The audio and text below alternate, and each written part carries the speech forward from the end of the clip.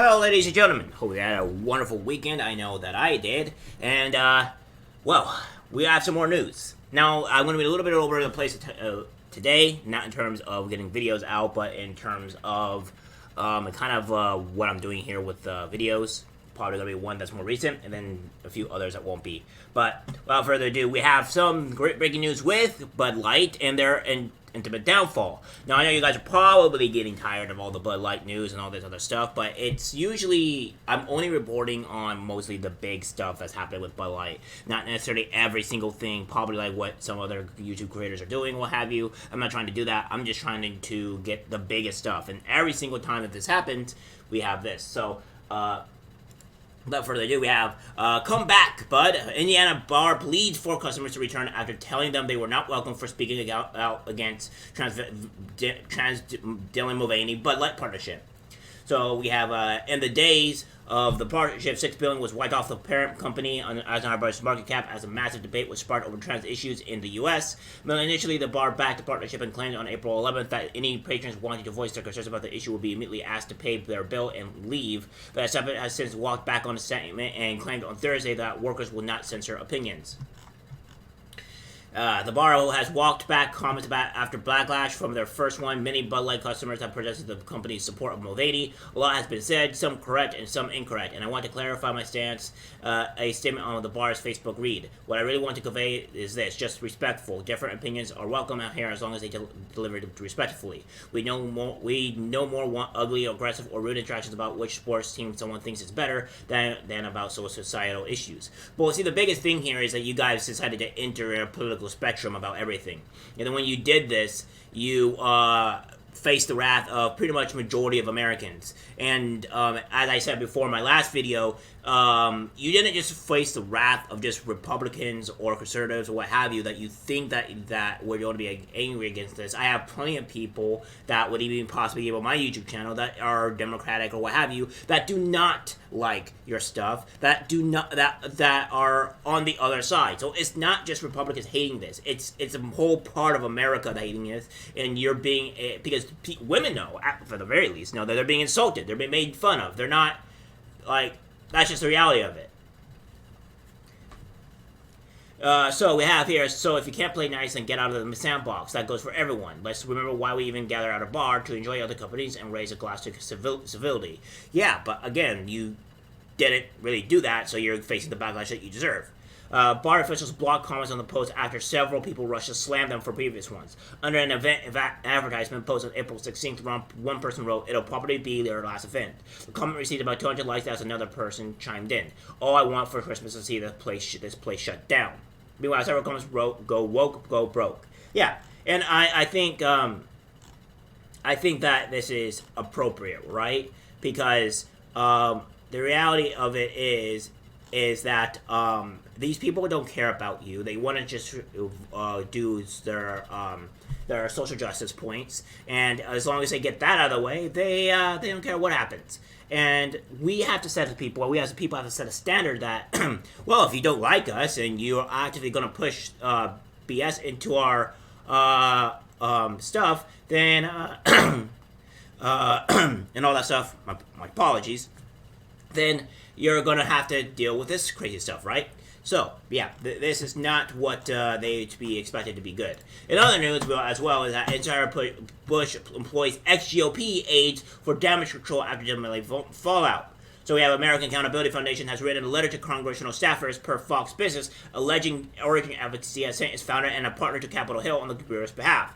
Disclosures confirm that Origin Advocacy added Eisenhower-Bush as a client this year. Founders Sean McLean and Origin partner Emily Lynch, with their former experiences as Republican staffers, have already begun making the rounds, according to AAF. McLean is a former legislative director for Senator Ted Cruz, Texas, while Lynch was previously employed by former Senator Kelly Ayotte as a legislative assistant AAF. Alleges the pair are attempting to red wash Bud Light's disastrous decision to partner with a man pretending to be a woman and tell you the company really does respect conservative values. Which, by the way, these people are not actually Republican. These people are grifters. These people are what we go say chameleons, or you want to say rhinos. Either way, whichever you want to pretty much pronounce them or label them, these are what these people are, because nobody would ever, no person of the right mind would do this at all. So yeah. They're even making the shamefully offensive equivalency argument that their transgender activist beer is just like their beer honoring World War II vets. The letter penned by AAF President Tom Jones continued. They are telling officers uninspired sometimes creates commemorative cans. Honor Flight can, for example, if partnering with a trans activist was shameful enough, equating Dylan Mulvaney to a World War II hero is beyond the pale. Yeah, so again, these people, as I said, there are Republicans that are in office or what have you that are what we call rhinos or whatever you want to call them. They're not real Republicans and not real people. They're Democrats truly, but they're just they just have the R under their name. They're not great people, and honestly, trying to label a World War II villain a trans activist, let alone a person that is making a mockery of women, is quite hilarious in this sense. AAF is committed to ensuring conservatives on the Hill have the information and knowledge they need to navigate the complexities of Washington, D.C. to defend the interests of the American people, which is why we make sure they are aware of what Bud Light is up to, Jones said in the subsequent statement to the Washington Examiner. So, we have this as well. Exclusive anti-Bush faces the call to reaffirm support for trans community after Dylan Mulvaney pushback. So yeah, they even despite of releasing that apology letter and all this other stuff, they still want to defend the support for trans community after the Dylan Mulvaney pushback. Which I think some people have even said that even the trans activists don't even like this. So I don't really like the trans people don't even like this person. So I don't know what they're doing. So even still, the mere fact that they're facing this backlash, they don't care. They're still going to defend it and all this other stuff, even like with the Dylan Mulvaney. So they don't care losing billions of dollars. So let's just keep up the broadcast then. Good job, people. And then we have this as, peer pandering, Bud Light's countrified commercial during the NFL draft compounds Mulvaney fallout. Now remember, guys, that I was saying this before, to where, that the NFL draft or the pushback they were going to receive was going to be so great because of the mere fact that they thought that this was going to benefit them, that this was going to be a net worth. No, it didn't. As expected. As I told them, it's either going to make people stop watching NFL altogether or what have you, and it's just not a beneficial thing, and they still went out and do it anyways. As our Bush, the Bureau of Bud Light got ripped on social media for a counterfeit commercial that aired during the opening round of the NFL draft and featured girls in the rain drinking Bud Light, underlined by Zac Brown's song Chicken Fried. The Americans embracing commercial comes as a beer brand battles a public relations nightmare prompted by its endorsement deal with Dylan Mulvaney, a flamboyant trans influencer who claims to be a woman. Customers have abandoned Bud Light in droves, and the company has put two of the marketing execs in behind the little advice idea on ice. The video that aired during the NFL draft has racked up another 10 million views on YouTube, but comments have been turned off.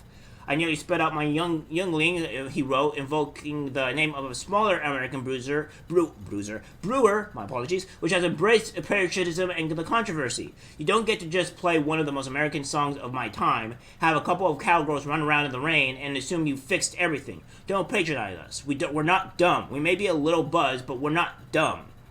Ding was not alone in condemning the ad. A commercial that shows cowboys and cowgirls at a rodeo where it's starting to pour down rain while the Zac Brown band plays Chicken Fried is Bud Light's latest commercial. One social media user wrote, "Real smart. Piss off that demographic, then cynically try to lure them back with this. Don't fall for it." Another user added, "Anyone else notice the Bud Light commercials on the NFL draft are featuring Chicken Fried by the Zac Brown band as their background music? They're running as far away from their branding disaster as they can." Yeah, so, as we said, it's not doing great. And I think what we do, since it's just 30 seconds of this wonderful, great ad, I think what we do is that we'll look at it and see it for ourselves.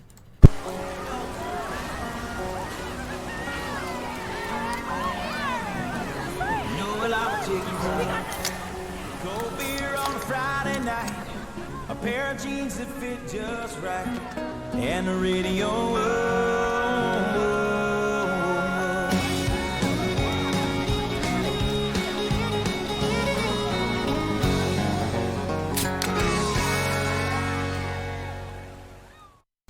Yeah, and as you can see, guys, that 15K dislikes, 10 million views in 3 days, And yeah, it seems that they got completely roasted here. They also turned off the comments because, obviously, if it's something that they, really care about, they would have a comments, right? Well, of course, they didn't. Well, this is what we have. The reality of stupidity from a company that nobody really likes. Anymore at the very least. See, the thing is, they didn't really get anything from me because I'm not a, what you would call a countryman. I am not a very huge countryman. I also don't drink alcohol. But it just goes to say that these people are really trying to win them back, and it's not working. Especially when it comes to the Bud Light draft, or the NFL draft. And they really try to emphasize it. They really try to use those millions of people, try to, really get them. But as we all know, it seemed to fail. Well, alright, guys. Let's all laugh at Bud Light, Anheuser-Busch. Make sure the company falls and collapses into a complete absurdity, and never want to let them see the day again. Alright, guys, that's the video. Like, subscribe, share. As always, take care, buds.